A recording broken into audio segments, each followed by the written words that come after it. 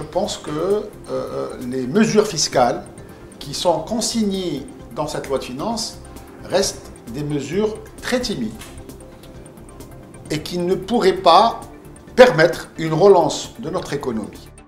Le Maroc ne crée pas suffisamment d'entreprises. Sans la création d'entreprises, nous ne pourrons pas avoir un niveau de développement suffisant. Important aussi de rappeler que la nouvelle vision du modèle de développement économique doit intégrer la notion de régionalisation.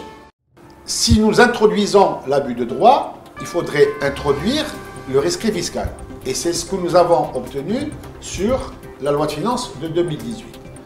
Nous avons aujourd'hui une taxe qui aujourd'hui présente un frein pour l'investissement, c'est la taxe professionnelle. Il n'est pas normal de pouvoir accorder des exonérations à certains secteurs et de constater qu'on a encore un déficit en matière de déclaration sociale.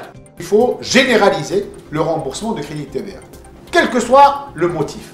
À chaque fois que j'ai un crédit TVA, il faut que je demande à l'État de me le rembourser. Bonjour Monsieur Boukris, vous êtes président de la commission fiscale et de la réglementation des changes à la CGM. Bonjour. Nous sommes heureux de vous accueillir chez nous au groupe Le Matin. Et j'en profite pour vous exprimer meilleurs vœux pour l'année 2018, année que nous souhaitons qu'il soit celle de la relance de l'économie nationale. Et ce sera justement le sujet de notre conversation avec vous, puisqu'il tournera globalement autour de la loi de finances 2018 vue par la CGM et ce qu'elle apportera justement à l'économie nationale. Et pour commencer, dans le monde des affaires, et plus particulièrement à la CGM, êtes-vous satisfait globalement de la loi de finances 2018? D'abord, bonjour au groupe Le Matin. Merci de votre invitation et à mon tour de vous présenter les vœux à l'occasion de cette nouvelle année. Concernant le thème de notre entretien d'aujourd'hui, est un thème qui est très, je dirais, très sensible et surtout qui nous tient tous à cœur au niveau de la CGM et en général au milieu des affaires. Qu'est-ce que ça a apporté la loi de finances 2018 pour notre économie ou pour le monde des affaires? Je pense qu'on ne peut pas commencer à faire un inventaire sans, dans un premier temps, repositionner la situation de notre économie marocaine aujourd'hui. Il faut savoir que le constat est un constat au niveau de notre économie qui a été fait par des institutions nationales, notamment Bouk el-Maghreb et le Conseil économique et social et environnemental. Le constat qui a été fait par ces institutions est un constat très alarmant, en tout cas pour l'année 2016, puisque le rapport de 2017 n'est pas sorti. Mais le rapport de 2016 a été un constat très alarmant, à plusieurs niveaux. D'abord, concernant le taux de croissance, nous avons enregistré un taux de croissance les plus bas depuis les années 2000, c'est-à-dire que nous avons aujourd'hui un taux de croissance, en tout cas celui qui a été enregistré sur l'année 2016, il était autour de 1,20, donc c'est le plus bas. Nous avons enregistré le plus grand nombre de destructions d'emplois, moins 37 000 emplois sur l'année 2016, c'est-à-dire que nous avons détruit plus que nous avons créé, et donc pour nous c'est très alarmant, avec un taux de chômage éventuellement qui est quand même aujourd'hui avoisine les 10%, mais qui, sur les villes et sur les jeunes, est quand même assez élevé. Et donc, par rapport à ces éléments-là, et si nous rajoutons le recul des investissements directs étrangers que nous avons enregistrés, je pense que notre modèle économique a atteint ses limites. Et par conséquent, la loi de finances de 2018 devait apporter des réponses à ce constat.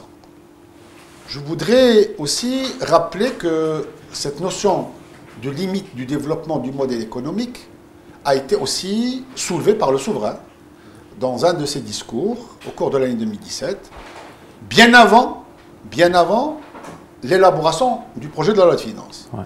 Et donc, on s'aperçoit que la loi de finances n'a pas apporté de réponse.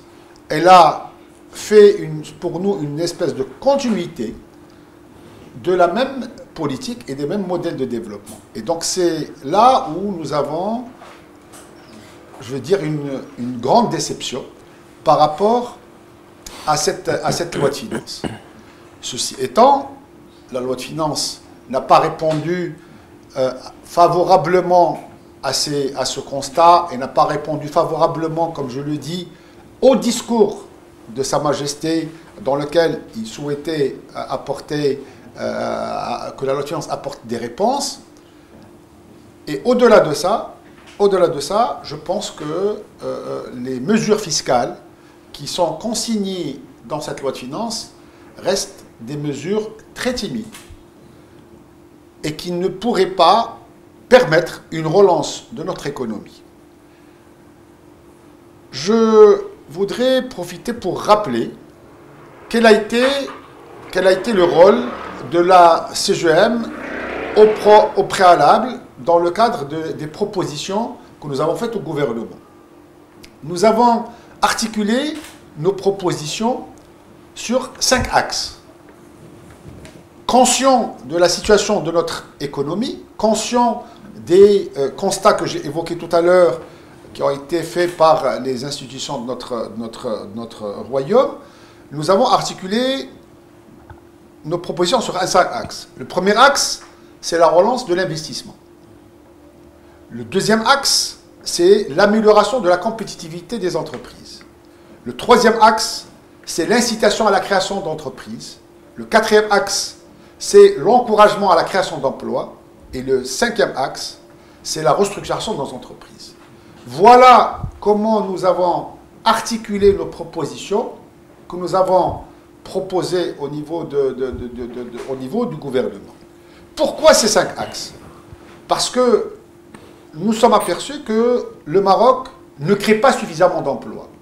Le Maroc ne crée pas suffisamment d'entreprises. Sans la création d'entreprises, nous ne pourrons pas avoir un niveau de développement suffisant. Il faut qu'on puisse inciter à la création d'entreprises. Le Maroc ne crée pas suffisamment d'entreprises. Sans la création d'entreprises, nous ne pourrons pas avoir un niveau de développement suffisant pour absorber. Vous savez qu'aujourd'hui, 1% de taux de croissance nous permet à peine de créer entre 10 000 et 12 000 emplois. Contrairement aux années 2003-2004, où 1 point de croissance nous permettait de créer jusqu'à 38 000 emplois.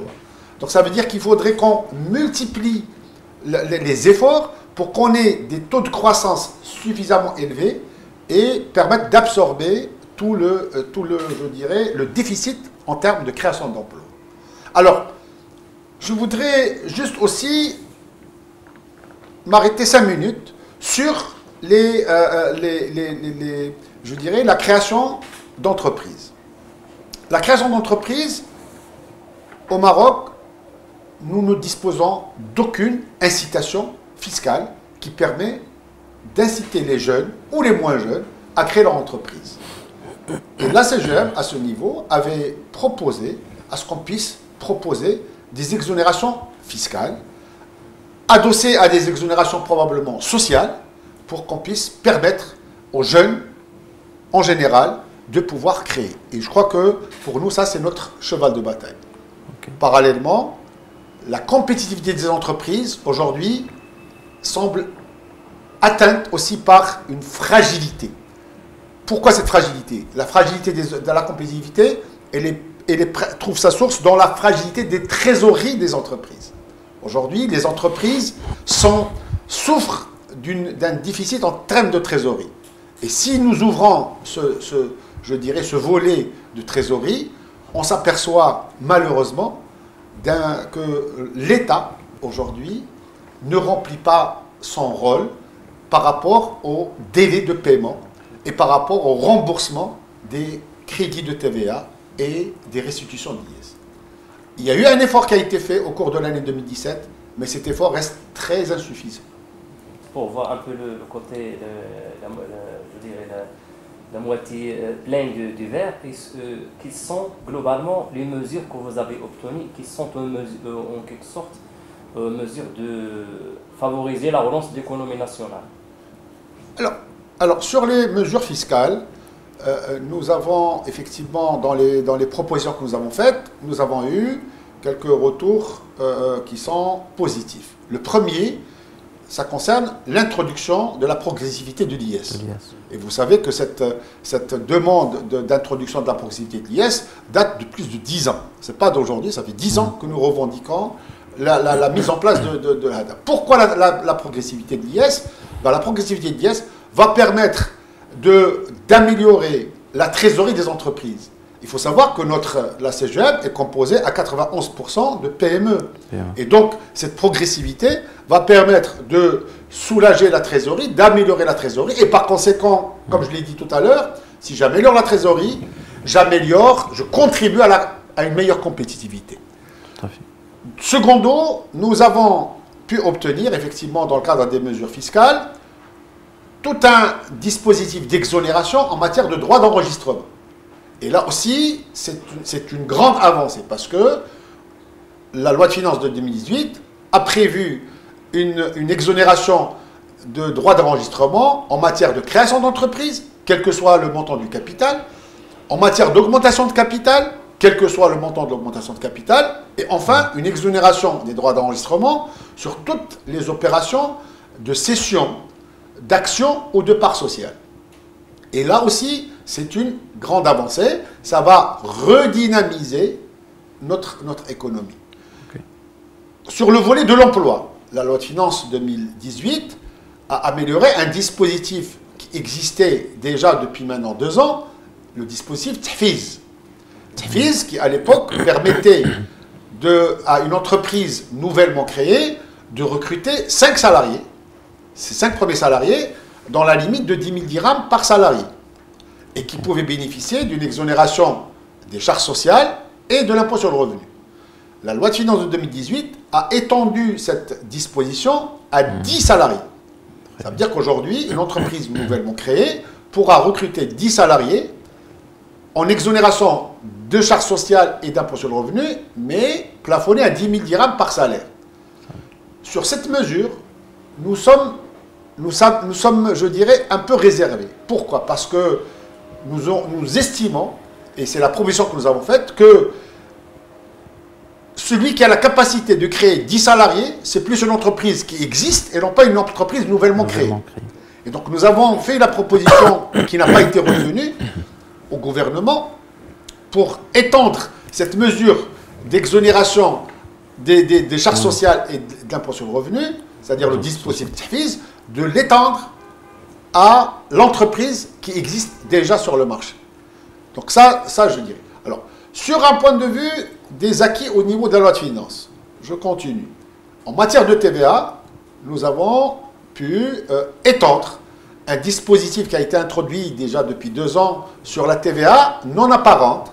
Hein, vous savez qu'on a un secteur agroalimentaire, tout le secteur agroalimentaire qui s'approvisionne auprès des agriculteurs, ils souffrent d'un problème de TVA parce que la matière première, disons les intrants qu'ils achètent, ne sont pas soumises, je dirais, à la TVA. Et donc par conséquent, ils se retrouvent en amont à ne pas récupérer de TVA. Par contre, quand ils vendent son produit final, ils payent de la TVA. Et donc il y a eu un dispositif qui a été introduit sur un consensus qui a été fait entre le ministère de l'Agriculture, le ministère du Commerce et de l'Industrie et le ministère des Finances, avec la filière agrumes, il y a 2 ans, et qui a donné des résultats. Ce dispositif de TVA non apparente a été étendu aujourd'hui à la filière laitière. Donc ça veut dire qu'aujourd'hui, la filière laitière va pouvoir bénéficier de ce que nous appelons la TVA non apparente. Et là aussi, c'est une grande avancée parce que ça va améliorer la compétitivité de ce secteur agroalimentaire qui compte dans notre pays. D'autres acquis, et là aussi c'est important de le signaler, et qui sont d'ordre procédural et non pas budgétaire, c'est la notion d'introduction de demande préalable auprès de l'administration fiscale d'un montage juridique. C'est-à-dire qu'aujourd'hui, on peut interpeller l'administration fiscale sur un montage juridique que nous allons faire et demander son accord sur ce montage. Ça s'appelle le rescrit fiscal. Pourquoi cette procédure?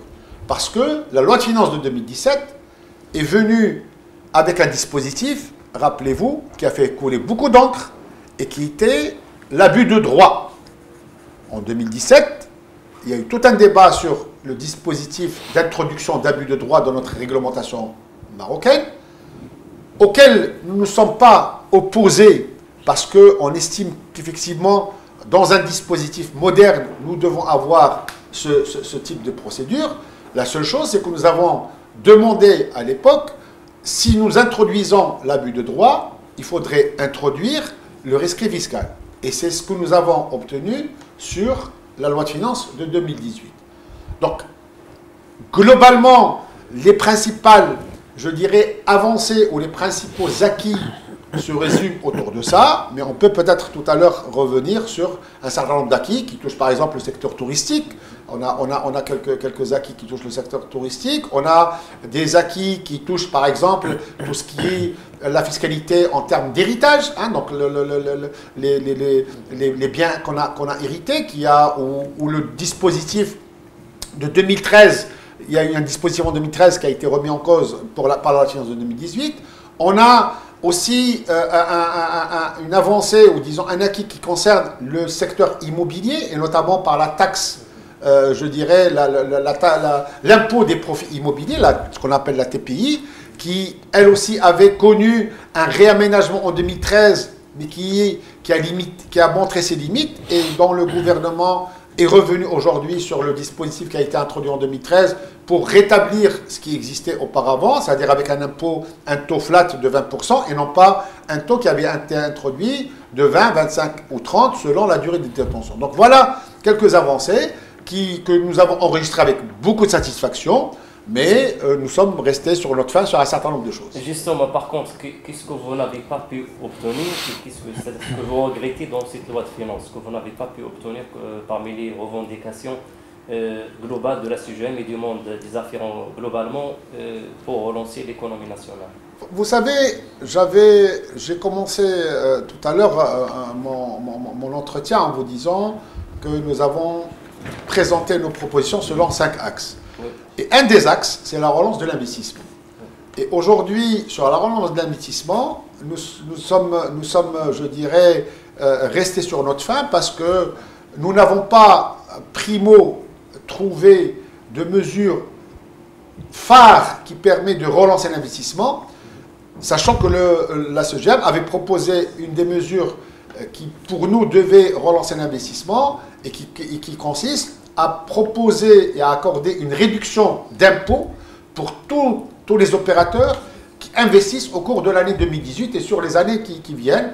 C'est-à-dire que cette mesure viendrait remplacer une mesure qui avait été introduite dans notre dispositif dans les années 2000 et qui avait été supprimée en 2007, c'est la provision pour investissement.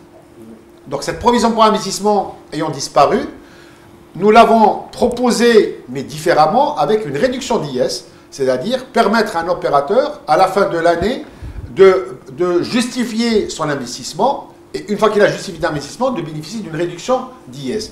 Pour nous, c'est très important. Mais au-delà de ça, notre déception, elle réside en matière d'investissement sur l'absence de la charte d'investissement.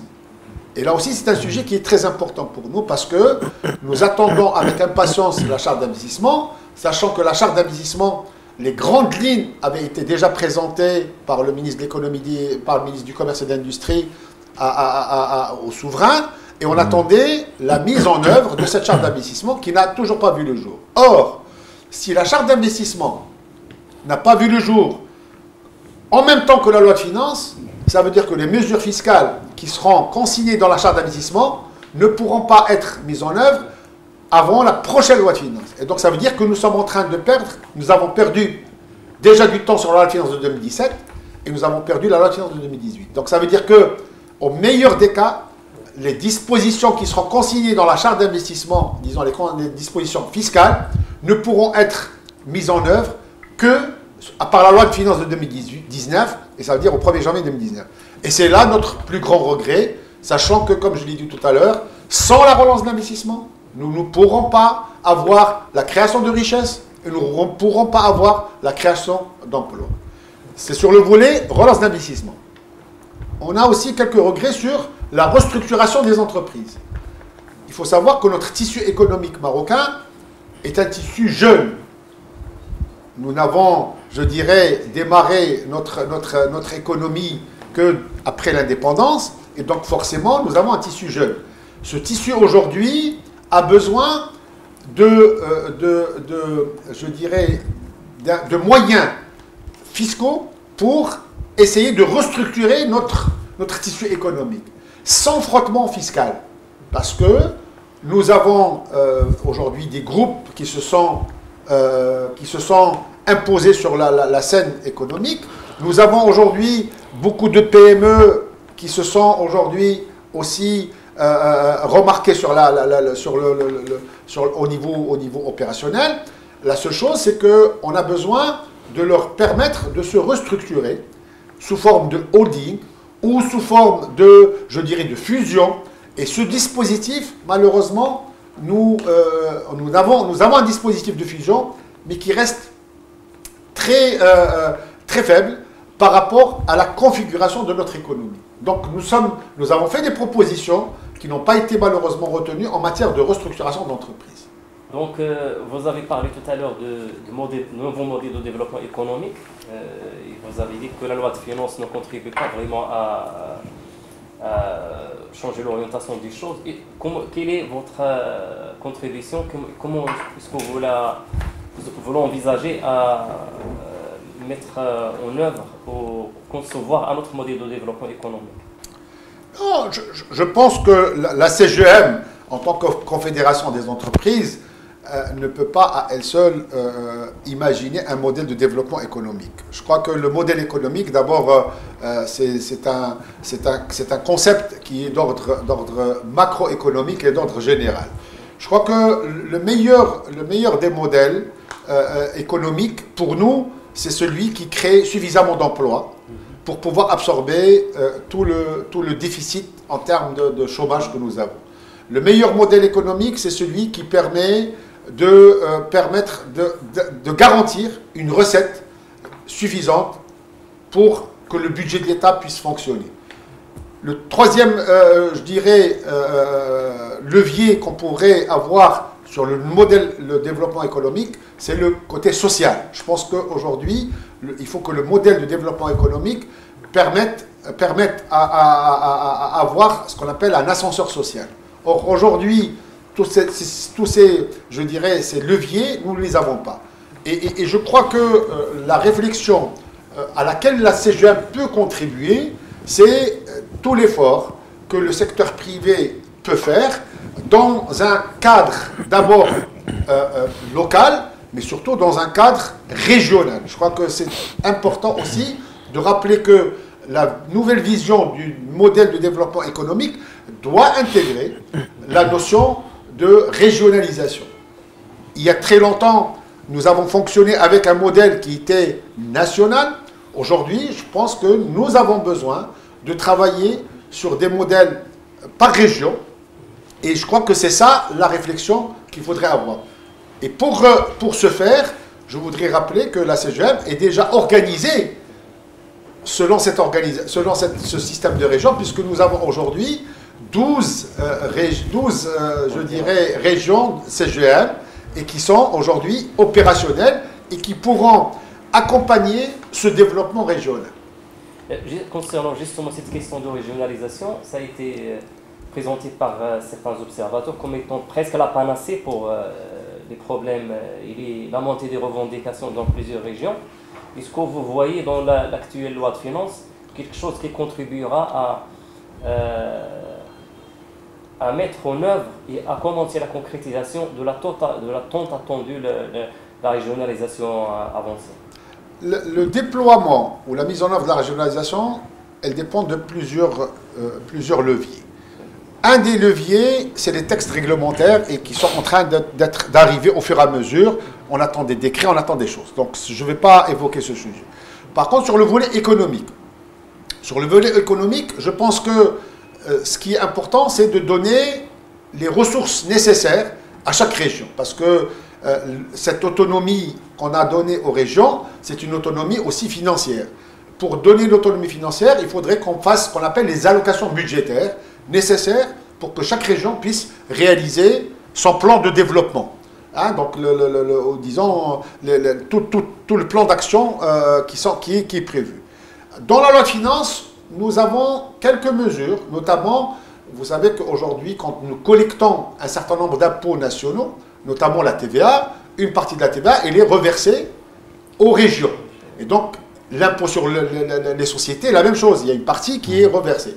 Et donc, c'est cette allocation budgétaire qui a été revue, mais qui n'a pas été assez volontariste pour permettre aux budgets régionaux de pouvoir fonctionner. Ça, c'est le deuxième volet. Puisque j'ai parlé du premier volet, c'est les textes réglementaires. Le deuxième volet, c'est les allocations budgétaires. Et le troisième volet, c'est le volet sur la fiscalité locale.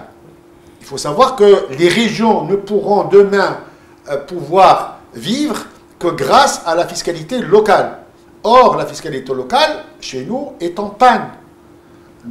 Pour plusieurs raisons. D'abord, par son archaïsme, parce que la fiscalité locale date déjà de plusieurs décennies et n'a pas été revisitée. Autant la fiscalité nationale, nous avons pu organiser les premières assises en 1999, les deuxièmes assises en 2013, ce qui a permis de faire des avancées sur la fiscalité nationale. Autant sur la fiscalité locale, nous n'avons pas pu revisiter le dispositif. Or, la fiscalité locale présente beaucoup d'inconvénients. Premier inconvénient, c'est la faiblesse du rendement, c'est qu'elle ne rapporte pas suffisamment alors qu'elle existe. Deuxième, c'est qu'elle pénalise un certain nombre de secteurs. On a sur certains secteurs une pléthore d'impôts locaux. Si je prends le tourisme, si je prends l'immobilier et d'autres secteurs. Donc ça veut dire qu'il y a aujourd'hui, il faut revoir ces impôts. Tertio, c'est une fiscalité qui constitue un grand nombre de contentieux pour un rendement qui est très faible. Donc ça veut dire que quelque part, il faut absolument aujourd'hui qu'on essaie de revoir cette fiscalité locale, soit par la création de, je dirais, de nouvelles taxes et l'abandon d'anciennes taxes. Nous avons aujourd'hui une taxe qui aujourd'hui présente un frein pour l'investissement. C'est la taxe professionnelle, ce que nous appelons la patente. Il est inconcevable qu'on puisse continuer de maintenir cet impôt qui est un frein pour l'investissement, puisque vous savez, une fois que vous avez dépassé vos 5 ans d'exonération en matière de taxe professionnelle, au bout de la 6e année, vous payez une taxe sur vos investissements. C'est inimaginable. Si on veut encourager l'investissement, il faudrait qu'on abandonne cette taxe, sachant que les pays auxquels on a emprunté cette taxe l'ont abandonnée. Donc ça veut dire qu'il y a quand même lieu de réfléchir à ces choses-là. Parallèlement, il y a aujourd'hui je dirais, des taxes qui plombent, comme je l'ai dit tout à l'heure, des secteurs d'une manière assez abusive. Et notamment, si je prends le secteur touristique, où on a, je dirais, des taxes, je ne sais pas, on m'a donné des chiffres, nombre de taxes qui est très important. Donc je crois qu'il faut qu'aujourd'hui, que pour accompagner cette régionalisation, il faut absolument, et il est nécessaire, de revisiter la fiscalité locale, parce que c'est un outil qui va permettre aux régions de pouvoir constituer un petit trésor de guerre pour pouvoir faire face à leur plan de développement. Vous avez révélé tout à l'heure des mesures destinées à certains secteurs, notamment le secteur immobilier. Vous avez parlé d'incitation fiscale en faveur de ce secteur. En fait, je voudrais vous poser une question. Ne pensez-vous pas que la Fédération nationale des promoteurs immobiliers soit victime d'une certaine image selon laquelle cette corporation bénéficie de plusieurs exonérations et incitations fiscales durant plusieurs années, qu'elle est toujours demandeuse d'autres exonérations, et donc, mais en parallèle, elle joue pas pleinement le jeu pour répondre ou proposer en fait des offres notamment bénéfiques à certaines classes sociales au pays, notamment pour le locatif. On a vu il y a certaines années, l'État a essayé de convaincre les promoteurs immobiliers d'investir dans ce segment, mais n'a pas trouvé de preneur.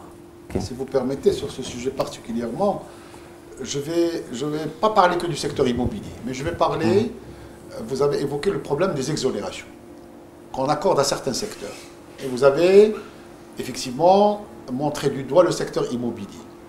C'est juste un exemple. Voilà, c'est un exemple. Et une entreprise privée est toujours amenée à réaliser des profits, à faire des arbitrages en termes d'investissement. Mais si l'État octroie plusieurs exonérations et s'attend en parallèle à une certaine, je veux dire, effort d'ordre social. Raison. Vous avez parfaitement raison. Okay. Et ce sujet, vous savez, je vais juste replacer un peu le contexte des exonérations. Aujourd'hui, il y a un rapport annuel qui est je dirais, fourni par le ministère des Finances sur ce que nous appelons les dépenses fiscales. Rappelez-vous, les dépenses fiscales, nous sommes arrivés à un moment donné sur à peu près 400 mesures qui ont été évaluées par le ministère des Finances et la Direction générale des impôts.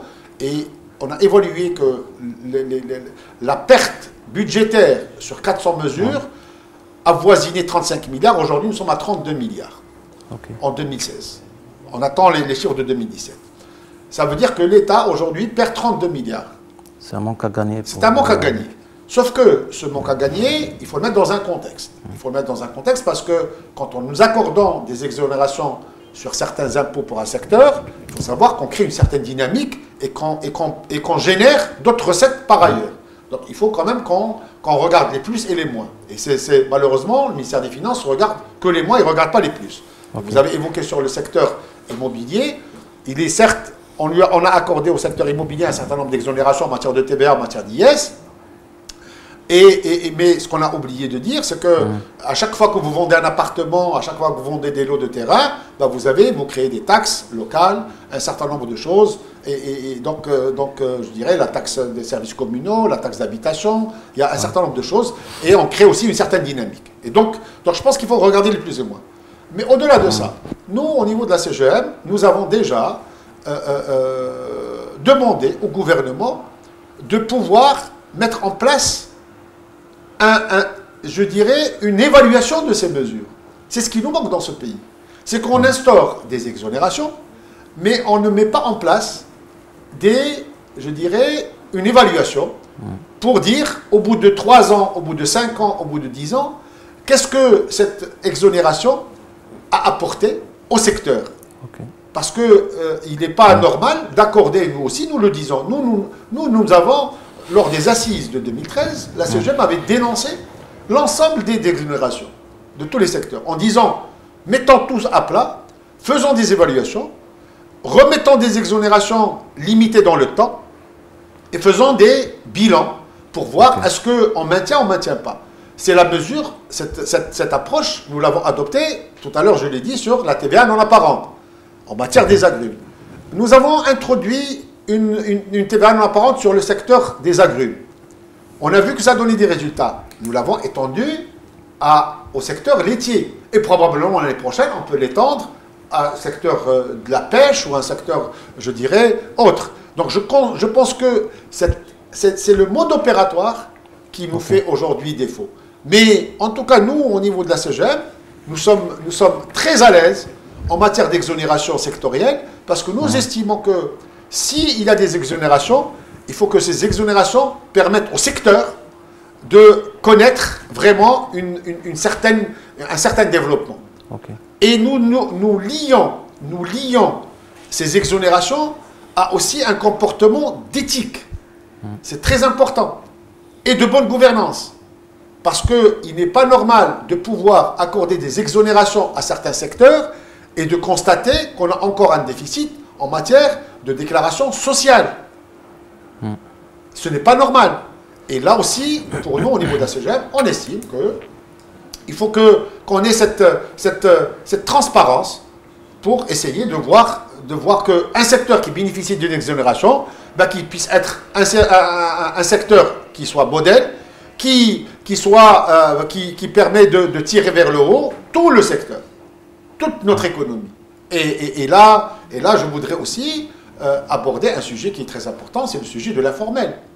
On ne peut pas continuer d'accorder des exonérations si il s'avère que dans un secteur, nous avons des pratiques, comme je dis, d'éthique ou de gouvernance qui ne sont pas morales. Donc je pense que ces sujets-là, on est très à l'aise, nous, au niveau de la CGM aujourd'hui, pour aborder ces sujets-là.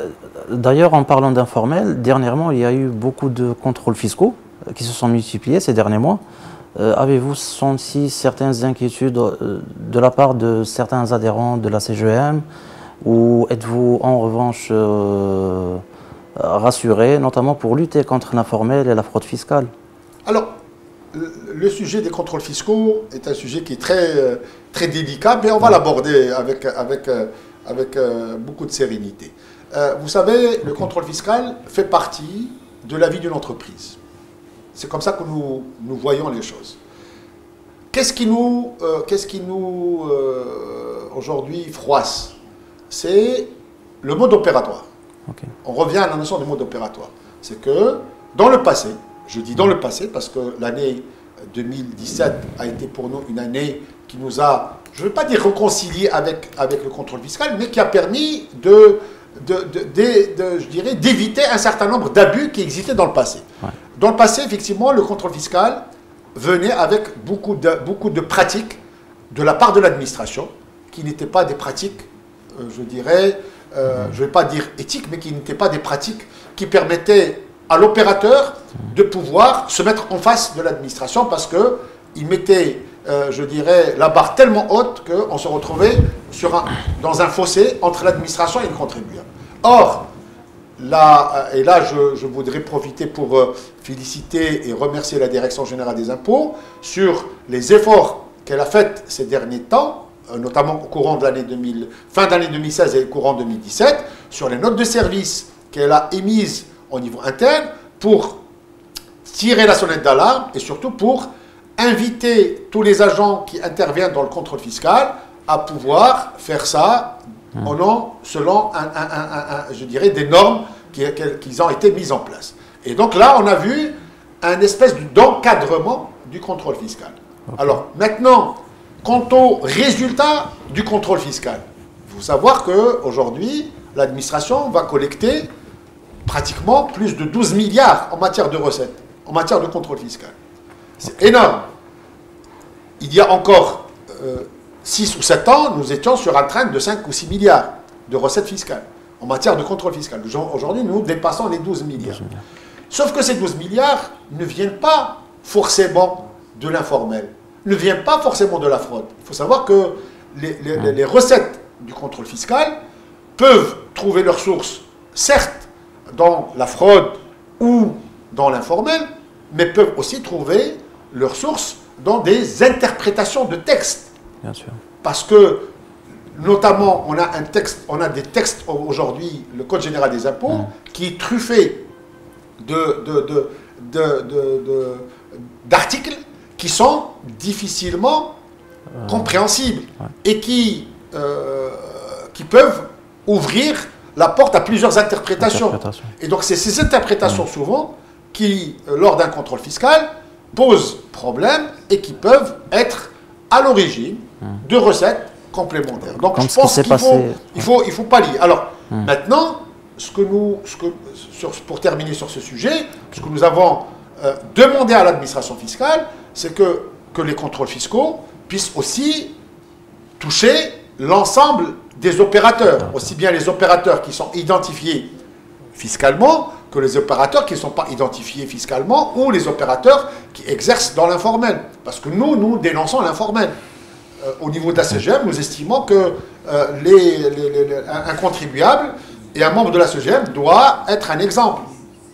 Donc, et là, nous comptons beaucoup sur la DGI pour que les prochains contrôles, qu'elle puisse les déployer pour ce qu'on appelle avoir un élargissement de l'assiette et qu'on puisse aller appréhender des compléments de droits ou d'impôts dans des secteurs qui ne payent pas aujourd'hui d'impôts. Et donc là, je pense que pour ça, on reste quand même très confiant sur le rôle de la DGI sur ce sujet, parce que je pense qu'aujourd'hui, la DGI est consciente que la contribution fiscale est trop concentrée sur certains contribuables.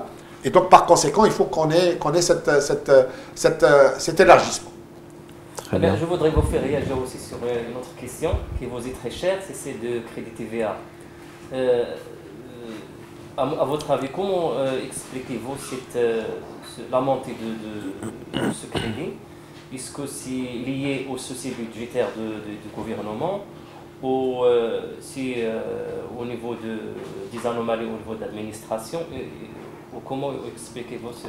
Vous avez bien fait de dire que c'est un sujet qui me porte à cœur et je le tiens vraiment à cœur. Et ça a été un des sujets que j'ai partagé avec le chef de gouvernement quand il nous avait reçus lors d'une visite, je dirais, de comité restreint de la CGM. Le problème du crédit TVA, il faut le mettre dans un contexte. D'abord, quelle est l'origine du crédit TVA? L'origine du crédit TVA, c'est tout simplement un archaïsme de notre réglementation marocaine en matière de TVA. Vous savez que le Maroc a adopté la TVA en 1984, donc ça fait déjà quelques décennies. Sauf qu'on l'a adopté avec un certain nombre de règles, qui ces règles n'ont pas beaucoup évolué, alors que notre économie a évolué. Et donc c'est ces règles qui ont fait, c'est ces règles qui ont été intégrées au départ et qui n'ont pas bougé, qui ont créé ce qu'on appelle des discordances ou des dysfonctionnements, et d'où l'origine de certains secteurs où ils sont retrouvés en crédit de TVA. Et donc, pour nous, nous estimons, en tout cas pour la CGM, que pour qu'on puisse déjà arrêter l'hémorragie de création de crédit TVA, il faut d'abord qu'on change la loi. Et pour changer la loi, il suffit d'introduire une seule disposition, c'est de dire qu'il faut généraliser le remboursement de crédit TVA. Quel que soit le motif. À chaque fois que j'ai un crédit TVA, il faut que je demande à l'État de me le rembourser. Pourquoi? Tout simplement parce que à chaque fois que je dois payer de la TVA, je la paye au trésor. Il n'y a pas de raison que lorsque l'État me doit de l'argent, qu'elle ne me le rembourse pas. Donc ça, il faut qu'on essaie d'acter ce principe dans le Code général des impôts. Maintenant, le deuxième volet, c'est on se retrouve avec un montant conséquent de crédit TVA cumulé. Sur ce volet-là, il faut dire que le gouvernement précédent a déjà fait un effort, puisqu'il avait introduit en 2014 et 2015 deux dispositions. Une première disposition qui avait permis à tous les opérateurs qui avaient un crédit de moins de 20 millions de dirhams de se demander le remboursement, et ça a été fait. Ensuite, en 2015, on a eu un dispositif qui permettait aux entreprises qui avaient entre 20 millions et 500 millions de dirhams de demander le crédit TVA et qui a été remboursé sur 3 ans, dont le dernier tiers devait être remboursé au 31 décembre de l'année 2017. Et là aussi, c'est satisfaisant. La seule chose, c'est que nous avons, entre-temps, créé un autre crédit TVA. Et les montants aujourd'hui qui sont annoncés, en tout cas, sont au-delà des 30 milliards de dirhams. J'écoutais encore, je dirais, la presse nationale, pas plus tard que ce matin, qui disait l'OCP à toute seule représentait 18 milliards de crédit TVA. Elle était à 14 milliards il y a quelques mois, aujourd'hui elle est à 18 milliards.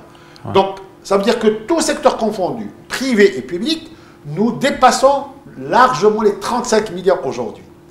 Et nous estimons, et c'est là où je voudrais rappeler la dernière sortie de notre présidente, Mme Marie Ben Saad Shkroun, de la CGM, qui avait dit que si j'avais à demander une seule chose au gouvernement, c'est de rembourser les crédits de TVA et les restitutions d'IS et de payer les délais de paiement. Et à la limite, on aurait même, je dirais, on serait dispensé des mesures fiscales. Pourquoi? Parce que vous imaginez que si nous injectons aujourd'hui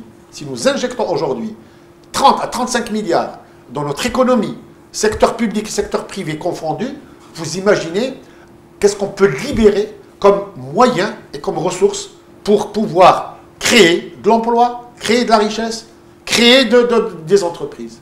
Je pense que pour nous, ça c'est quelque chose qui est très important.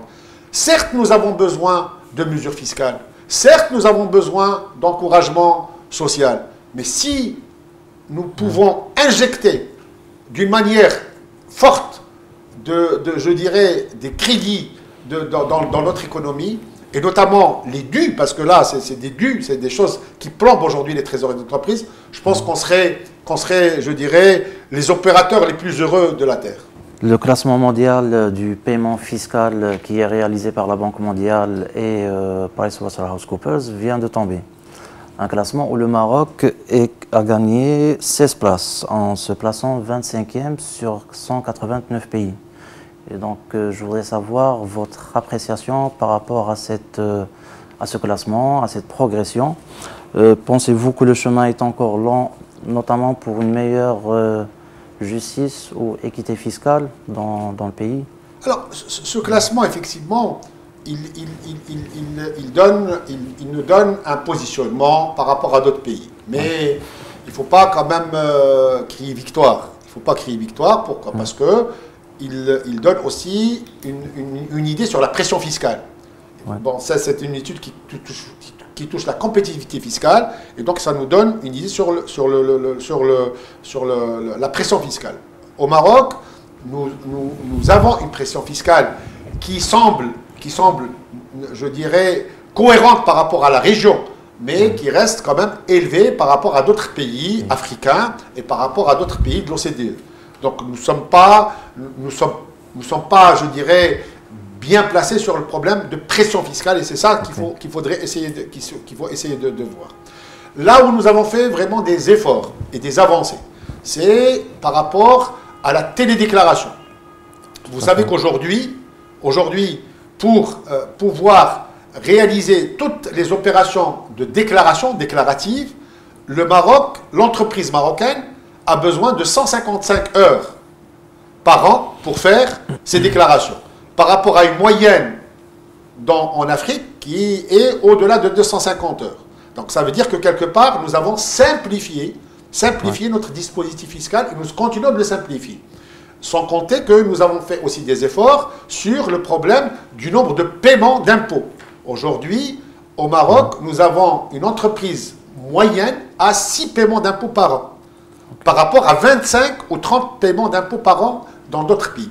Ça veut dire qu'on a fait des avancées sur un point de vue de simplification, sur un point de vue de procédure, sur un point de vue de télédéclaration. C'est vrai qu'on a fait beaucoup d'efforts. Et ça, je félicite la Direction générale des impôts sur ce volet. Par contre, sur un point de vue de pression fiscale, nous avons encore une pression fiscale qui doit encore baisser, tout simplement pour nous permettre de pouvoir créer de la richesse. Et la pression fiscale ne pourra baisser que par l'élargissement de l'assiette. Parce qu'aujourd'hui, il y a une forte concentration de l'impôt sur certains opérateurs. Je pense qu'on a besoin d'élargir l'assiette. Juste pour votre information, le nombre aujourd'hui d'opérateurs, le nombre aujourd'hui d'entreprises qui sont inscrites, qui sont identifiées fiscalement, avoisine 278 000 entreprises au Maroc, sur un tissu économique comme le Maroc. Vous imaginez qu'il y a encore un potentiel important.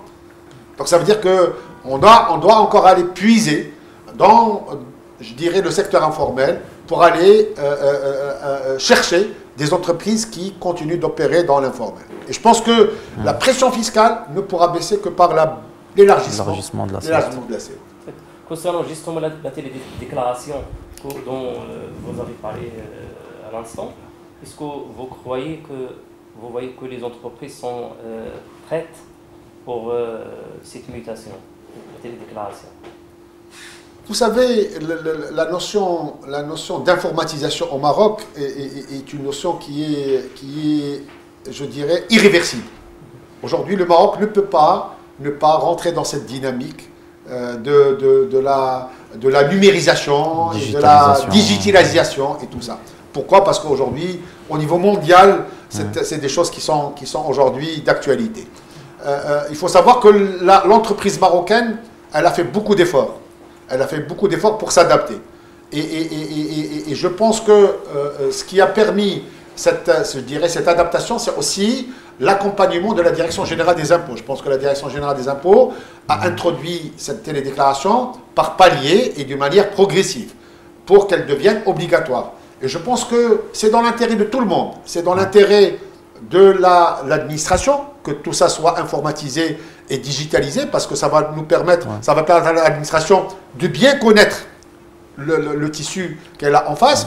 C'est bien pour l'entreprise marocaine, parce que ça, comme je l'ai dit tout à l'heure, ça nous décharge d'un certain nombre d'obligations que nous faisons jusqu'à présent manuellement et d'une manière, je dirais, un peu archaïque. Et je pense que ça nous ferait gagner quand même en termes de compétitivité. Et c'est bénéfique aussi parce que ça va permettre de faire ressortir quels sont les points noirs de notre économie. Parce que, comme je l'ai dit tout à l'heure, nous avons un tissu économique qui est composé de bons contribuables et de mauvais contribuables. Et je pense que grâce à l'informatique, grâce à la digitalisation, grâce à la télédéclaration, l'administration va pouvoir détecter ces mauvais contribuables pour permettre à notre système fiscal d'être le plus large possible. Très bien. Merci M. Boukhris, Al-Qadr Boukhris, président de la commission fiscale et de la réglementation d'échange à la CGN, pour cet entretien, ces éclaircissements, ces remarques du monde des affaires concernant la nouvelle loi de finances 2018. Et c'est enrichissant et merci beaucoup. Merci à vous.